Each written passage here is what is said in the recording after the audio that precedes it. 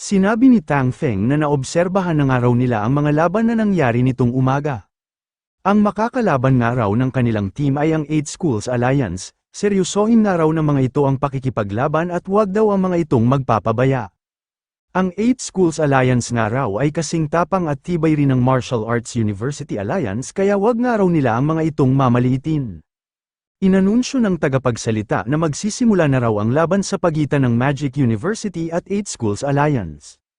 Ang una raw na magkatunggali sa Round 1 ay sina Fang Ping at Zhang Guanglin. Idineklara na ni Grandmaster Zhang Beihao ang pagsisimula ng laban. Nagtaka ang papasugod na si Zhang Guanglin kung bakit hindi raw umaatake ang ating bida. Nag-alala si Fang Yuna kaya sinabihan nito ang kanyang kuya nang kumilos na raw agad ito. Huwag na nga raw nitong hintayin na mabugbog ito ng kalaban. Buong lakas na nagsagawa ng pag-atake si Zhang Guanglin pero madali lang itong iniwasan ni Fang Ping. Natuwa si Zhao Zumei noong makita nito na napakahusay ng araw ng ating bida sa paggamit ng stepping technique na Cloud Steps. Sinabi ni Fu Changding na sa bilis nga raw ni Fang Ping ay mahihirapan na itong mapatamaan ni Zhang Guanglin. Tinanong ni Yang Xiaoman si Fu Changding kung puro ganoon na lang ba raw ang alam nitong sabihin. Sumugod muli si Zhang Guanglin at sinabihan si Fang Ping nang tingnan na nga lang daw nila kung hanggang kailan ito makakaiwas sa kanya. Tinanong ni Fang Yuna si Uncle Tan kung nabubugbog ba raw ngayon ang kanyang kuya.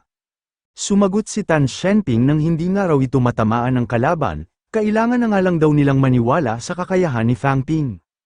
Hingal na si Zhang Guanglin nang dahil sa pag-atake at paghabol nito sa ating bida. Naalala ni Zhang Guanglin ang sinabi ng kanilang teaching advisor na malamang nga raw ay ang team leader ng Magic University ang una ng mga itong palalabanin para magkaroon ng mga ito ng magandang momentum.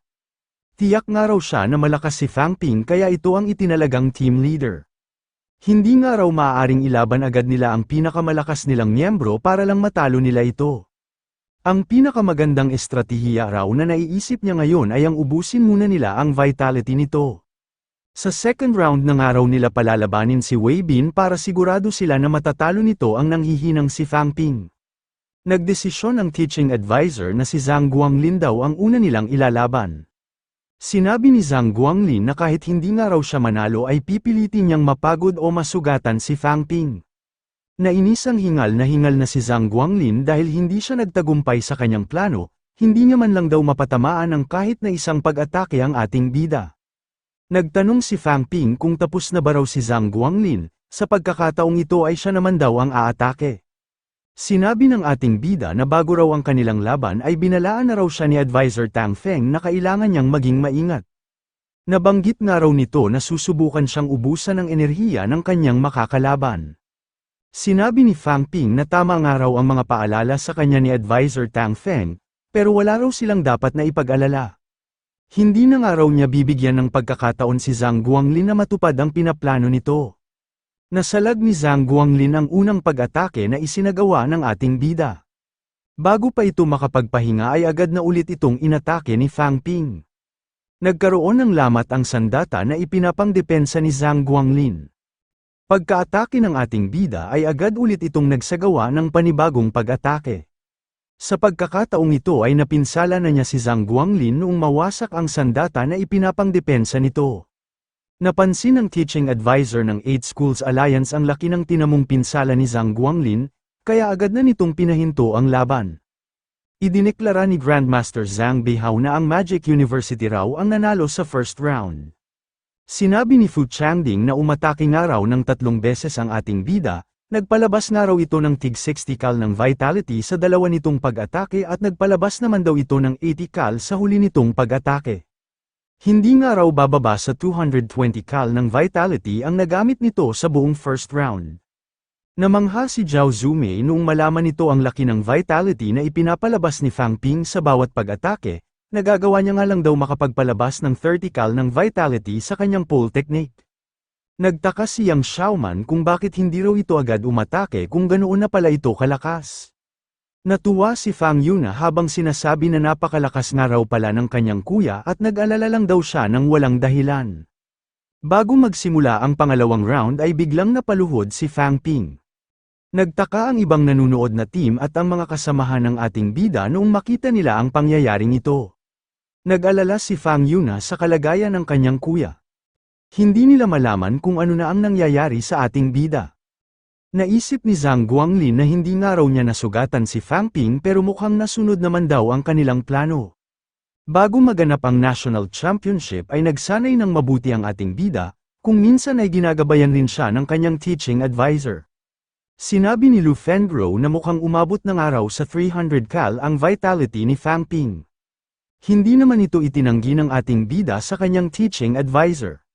Sinabi ni Lu Fengro na nakakapagpalabas ng araw ng 80 cal ng vitality si Fang Ping sa bawat maniac explosion slash na pinapakawalan nito. Ibig sabihin nga raw noon ay gumagamit ito ng ika-4 na bahagi ng taglay nitong vitality sa bawat gagawin nitong pag-atake. Ang ganoong klase nga raw ng pag-atake ay tinatawag nilang killer move. Ultimate move naman daw ang tawag kapag nakagamit si Fang Ping ng ikatlong bahagi ng vitality nito sa isa nitong pag-atake. Nagbabala si Lu Fengro na dapat daw tandaan ng ating bida na kapag bumaba sa ikatlo ang natitira nitong vitality ay may posibilidad daw itong mamatay. Naisip ni Fang Ping na kailangan niya nga raw magpanggap na nanghihina siya dahil ganoon ang normal na iisipin ng ibang tao. Kahit nga raw mayroon siyang system ay kailangan niya pa ring ipakita na kumakain siya ng pills para hindi ang mga ito magduda kung bakit hindi siya nauubusan ng vitality. Nag-alala si Zhao Zumei na baka nga raw kakaunti na lang ang vitality ni Fang Ping kung gumamit nga ito ng 220 cal of vitality sa pauna nitong laban. Sinabihan ni Fu Changding ang ating bida na wag raw itong mag-alala dahil siya na raw ang bahala sa ibang mga miyembro ng 8 Schools Alliance.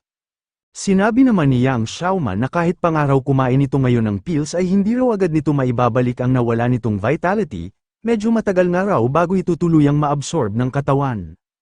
Napaisip si Tang Feng kung may estratehiya ba raw na inihanda ang ating bida.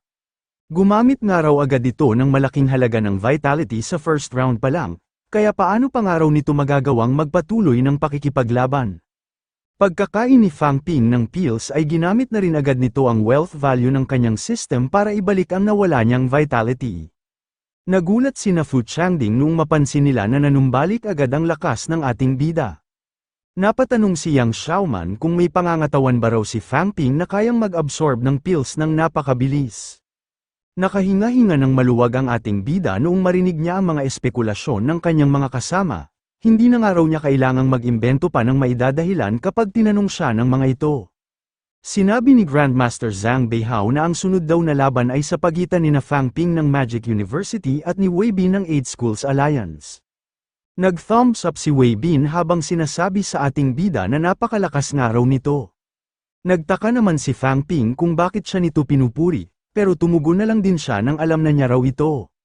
Sinabi ni Wei Bin na maganda nga raw ang saber na gamit ng ating bida, nagawa nga raw nitong mawasak ang F-grade saber ng kanyang kasamahan, mukhang gawa nga raw ang sandata nito sa D-grade alloy. Sinabi rin ni Wei Bin na napakalakas nga raw ng saber technique ni Fang Ping, at nagawa nga raw agad nitong makapagpalabas ng mahigit sa 200 cal ng vitality gamit lamang ang tatlong pag-atake. Nakakamangha nga raw ang kakayahan nito kahit na isa pa lang itong peak rank 1 martial artist. Sinabi ni Wei Bin na ikinararangal niya nga raw na makatunggali niya ang ganoong kalakas na kalaban. Natuwa si Fang Ping noong banggitin ni Wei Bin na nararapat nga lang daw ito sa titulo nito bilang Magic University Rookie King.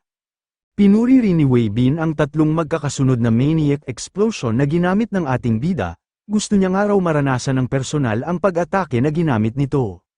Nagtaka si Zhao Zumei kung bakit daw kaya pagkaakyat ni Wei Bin ay pinuri agad nito si Fang Ping. Sinabi ni Fu Changding na napaka-weird nga raw ng lalaking ito. Binanggit naman ni Yang Xiaoman na mukhang tuwang-tuwa nga raw ang ating bida sa papuri na natatanggap nito. Nagpasalamat si Fang Ping sa magagandang papuri na binanggit ni Wei Bin. Gagamitin niya nga raw dito ang kanyang tatlong magkakasunod na pag-atake para pagbigyan ng kahilingan nito. Sumugod na agad ang ating bida noong sabihin ni Grandmaster Zhang Beihao na simulan na raw ang laban. Naisip ni Wei Bin na gagamitin na nga raw ni Fang Ping ang maniac explosion nito. Noong masalag niya ang pag-atake ng ating bida ay doon niya napagtanto kung gaano ito kalakas. Naghanda na muli si Fang Ping para isagawa ang pangalawa niyang pag-atake. Natuwa si Wei Bin habang iniisip na nahulog nga raw ang ating bida sa kanyang patibong. Kapag napakawalan ng araw nito ang tatlo nitong pag-atake at kapag nakagamit na ito ng vitality na kagaya ng unang laban ay tiyak ng araw ang kanyang pagkapanalo. Parehas nga lang daw silang gumagamit ng D-grade weapon kaya hindi nito basta-bastang masisira ang kanyang sandata. Nagagawa man daw nitong makapagpalabas ng mataas na vitality sa mga pinapakawalan nitong pag-atake pero hanggang 200 kal nga lang daw ang limitasyon nito. Naisip ni Wei Bin na kailangan na lang daw niyang dumipensa sa pangatlong pag-atake ng ating bida. Kapag nagawa niya nga raw ito ay malinaw na ang kanyang pagkapanalo. Nabitawan ni Fang Ping ang kanyang sandata noong magsagawa ng pag-atake si Wei Bin. Itinuon niya ng madiin ang kanyang mga paa para maihinto niya ang pag-atras ng kanyang katawan. Sa gitna ng laban ay may kinuha ang ating bida sa loob ng kanyang bulsa. Naglabas siya ng isang bagay kung saan nakalagay ang kanyang mga vitality pill. Sumugod agad si Wei Bin noong mapansin nito ang binabalak ng ating bida. Hindi niya nga raw hahayaan na makakonsumo ito ng kahit na isang vitality pill. Sinabi rin ni Wei Bin na sumuko na nga lang daw ang ating bida nang hindi na ito masaktan. Wala na nga raw itong vitality kaya halos tapos na nga raw ang kanilang laban. Hindi nga raw ito basta-bastang makakalipad kahit magkaroon pa ito ng mga pakpak. Ginamit na ni Wei Bin ang kanyang martial arts technique na Tiger Claws para wakasan ang kanilang laban. Ngunit wala siyang tinamaan dahil bigla na lang lumipad ang ating bida. Nagulat si Wei Bin habang pinagmamasdan ang lumilipad na si Fang Ping. Sinabi ng ating bida na mali raw si Wei Bin noong sabihin nito na hindi niya magagawang lumipad. Nagtaka si Zhao Zumei kung bakit daw nakakalipad si Fang Ping. Sinabi ni Fu Changding na hindi raw niya inasahan na nakapag-breakthrough na agad sa elevated stance ang teknik na gamit ng ating bida. Tinanong ni Fang Ping kung balak ba raw siyang talunin ni Wei Bin gamit ang naisip nitong patibong. Nakakapanghinayang nga raw ang ginawa nitong plano dahil hindi nga raw ito uubra sa kanya. Sumugod na ang ating bida matapos niyang ipakita sa mga tao na kumonsumo siya ng isang vitality pill.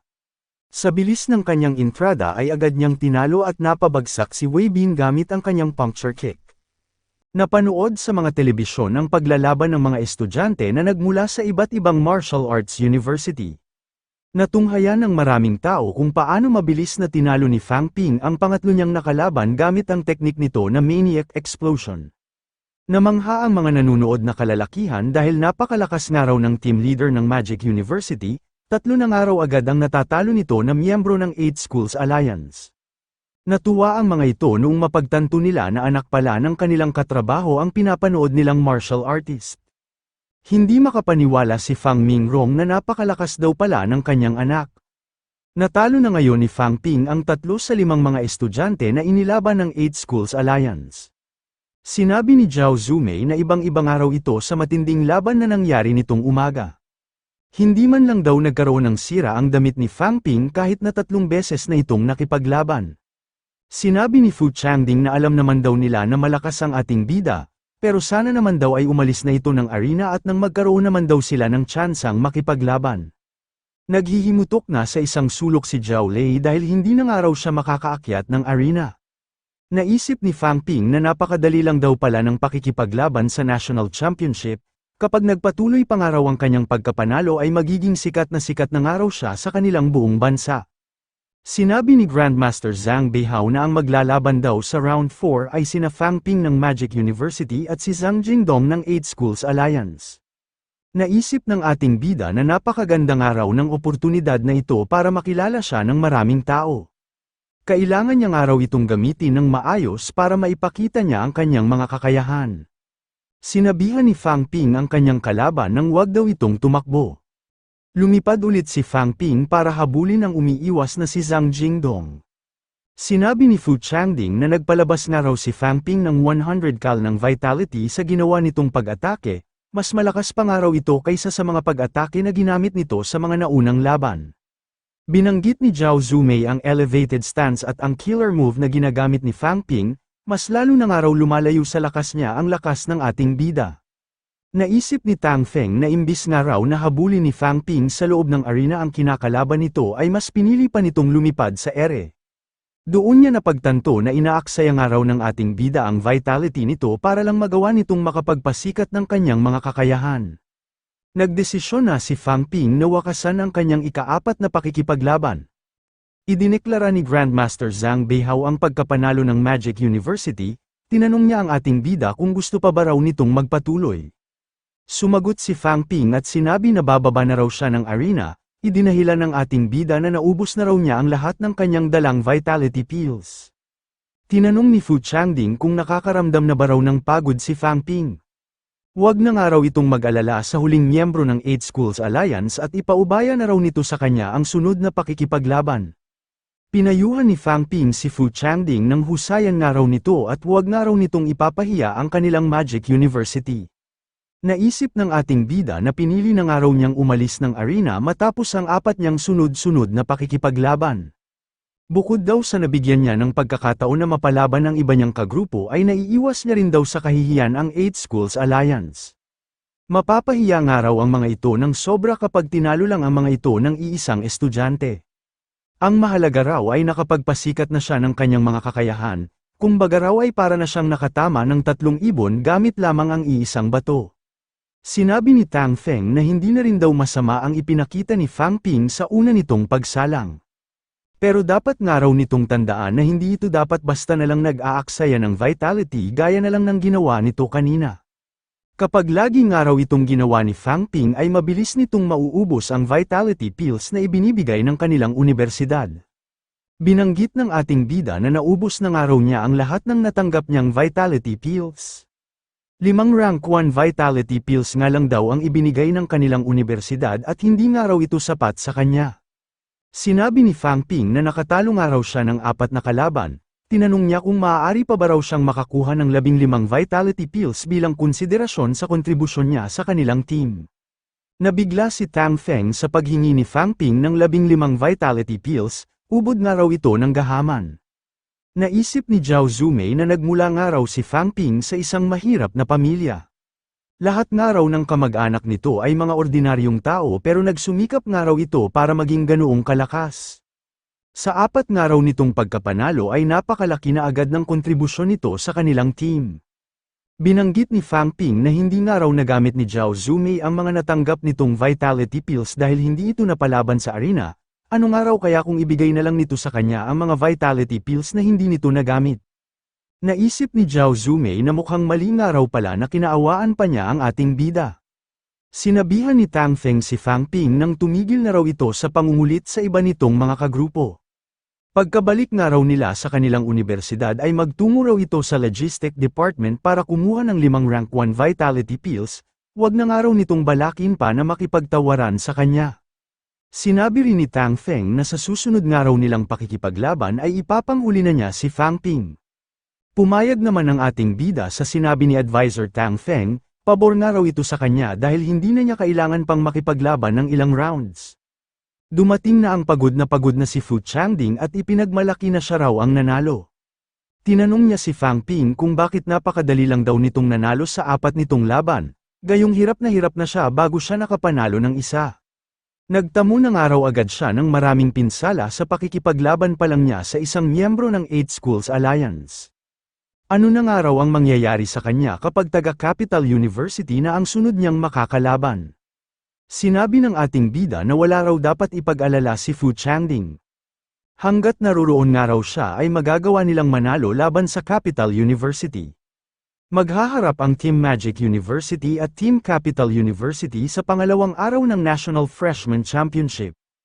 Ang unang maglalaban ay sina Zhao Zumei ng Magic University at Wei Shujia ng Capital University. Sinabi ni Fu Changding na madali nga lang daw na natalo si Wei Shujia sa naging huli nitong laban sa mga taga-Martial Arts University Alliance. Sa palagay niya nga raw ay tiyak na si Zhao Zumei na ang mananalo sa labanang ito. Nainis ang ating bida noong maalala nito ang pagpupulong na isinagawa nila nitong umaga. Sinabi ni Advisor Bai Rauxi na tinalo nga raw ngayon ng Martial Arts University Alliance ang 8 Schools Alliance. Mamayang hapon nga raw ay sila naman ang makikipaglaban laban sa mga taga-Capital University. Kapag tinalo raw nila ang Capital University ay didiretso na raw agad sila sa finals ng kompetisyon. Binanggit ni Advisor Bai Rauxi na base nga raw sa ginawa nilang plano ay napagdesisyonan nila na baguhin ang pagkakasunod-sunod ng mga kalahok na makikipaglaban sa mga taga-Capital University. Ang unang araw na lalaban ay si Zhao Zumei, pangalawa si Fu Changding, pangatlo si Yang Xiaoman, pang-apat si Tang Songting, at ang panghuling araw ay si Fang Ping. Hindi makapaniwala ang ating bida na tututuhanin nga ni Tang Feng ang mga sinabi nito sa kanya. Nadismaya siya ng sobra dahil hindi niya inasahan na papayag ang kanilang universidad na ilagay siya sa hulihan.